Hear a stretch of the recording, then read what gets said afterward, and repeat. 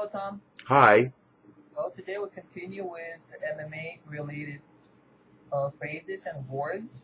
And the first phrase is, I'm here to put my name on the map. So what kind of map this fighter is talking about? In this case, it would be a map of the different fighters and their relative importance to each other. If somebody's not very important, they wouldn't even be on the map.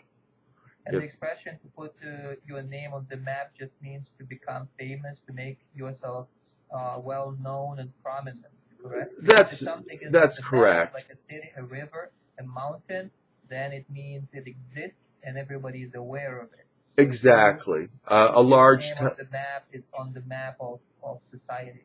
Exactly. The important players, their names would be listed fairly large, like Chicago, but there could be small towns that they're not even named because there's no room to list all the towns. Okay, next one. An athlete starts teeing off. Well, normally teeing off refers to golf. You put your ball on top of a tee before you hit the ball. There's another meaning which refers to getting angry at someone, and getting teed off would be similar to getting ticked off, which would also be similar to getting pissed off. Right. But so the athlete, he basically got angry and aggressive with punches and kicks.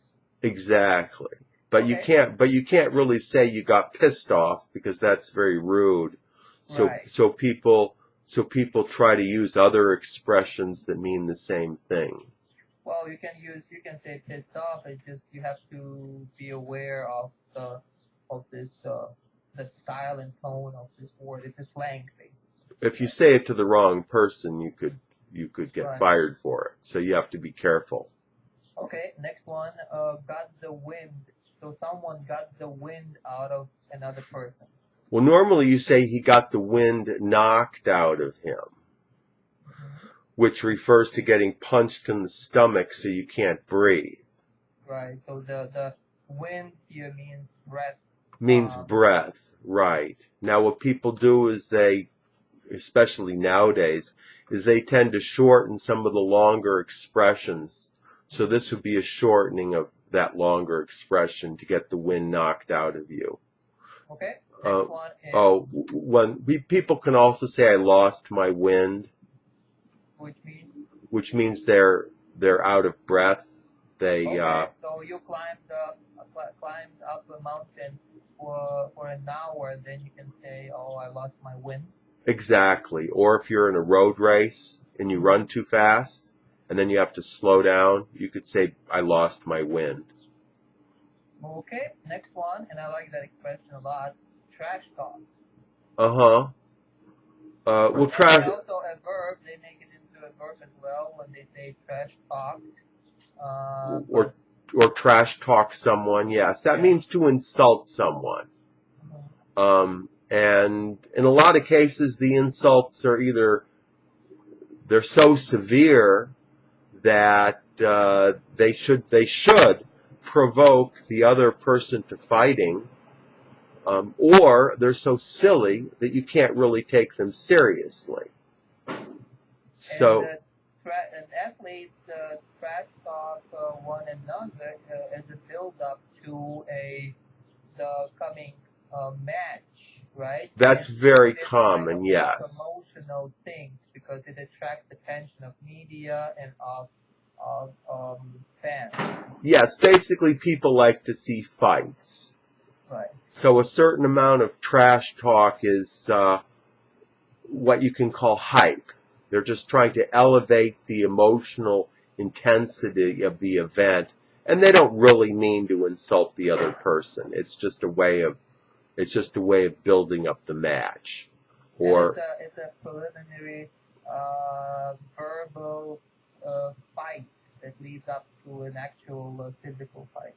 In real life, yes. If you trash talk in real life to someone who without some pre-agreement, it's very likely you'll get into a fight.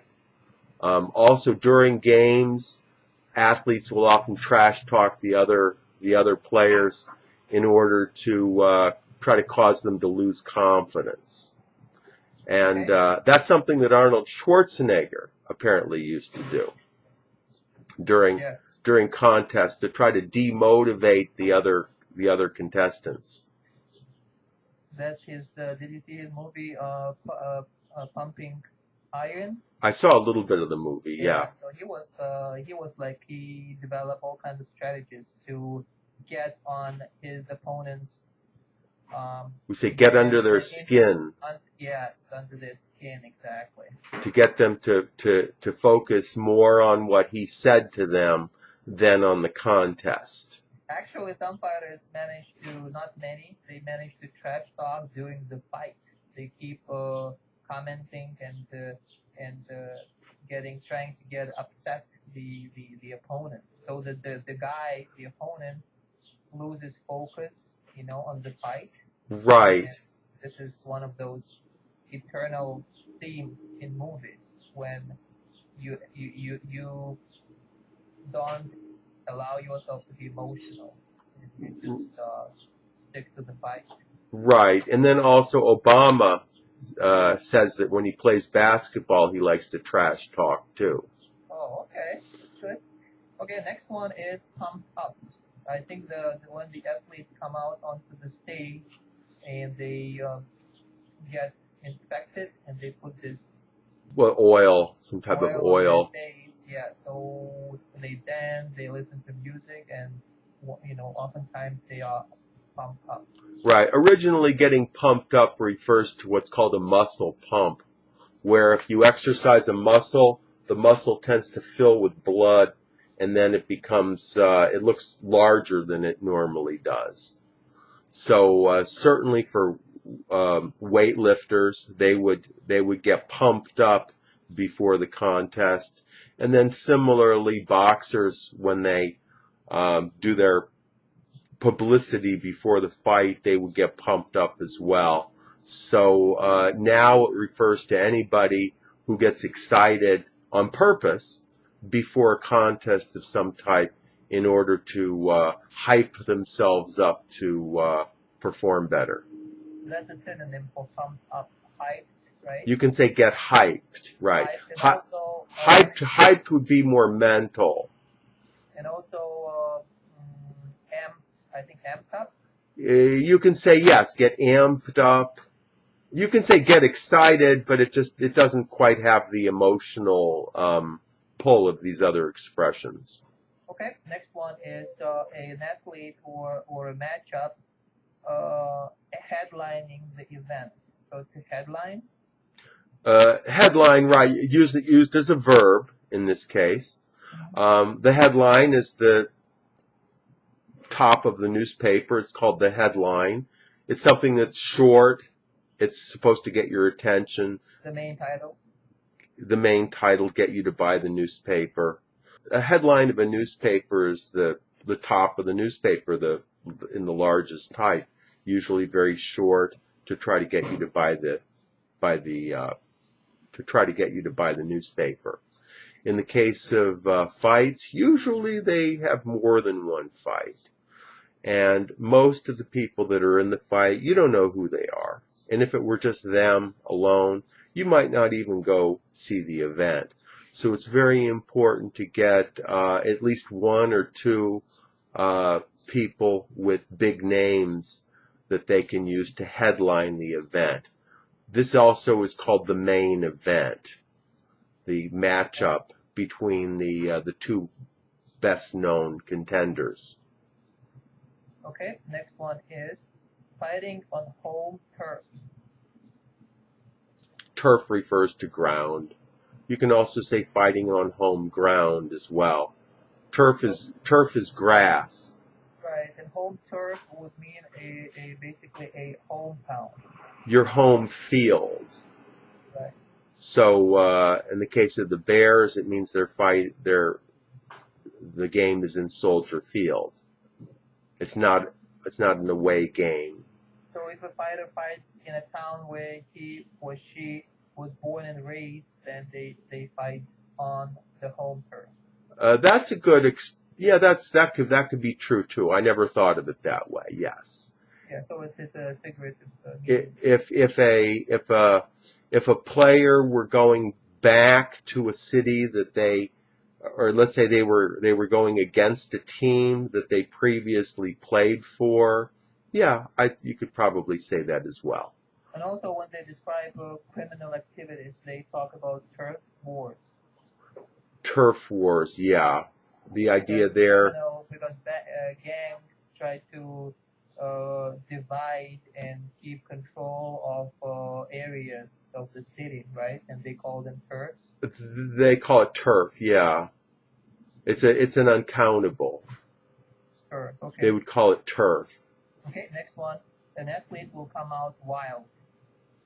Okay, that would be where an athlete, in the case of a fight, some athletes could come out fairly quietly, and they could try to analyze the opponent, look for weaknesses, and then gradually work their way into the fight.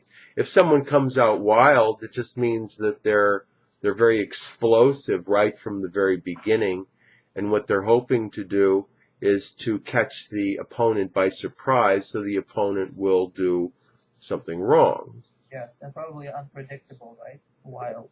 Unpredictable, wild, right. But generally, if the opponent can fend off the athlete that comes out wild, usually it's not to their advantage. Okay, next one is Southpaw fighter.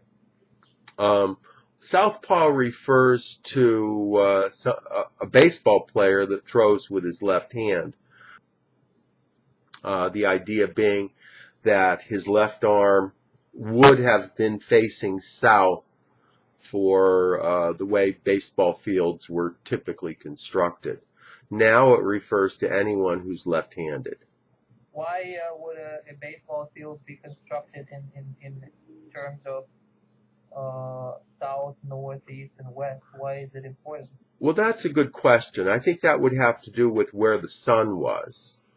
Okay, so it creates best conditions and doesn't blind anyone? That, I think, would be the idea, yeah. Okay, so southpaw fighter is someone who has his left or her left hand forward. And the opposite would be an orthodox fighter. Or you could just say a right-hander, or a right-handed person. The last expression today is 5 back-to-back wins. Well, back-to-back. Well, back-to-back would refer to wins in a row, with no losses in between.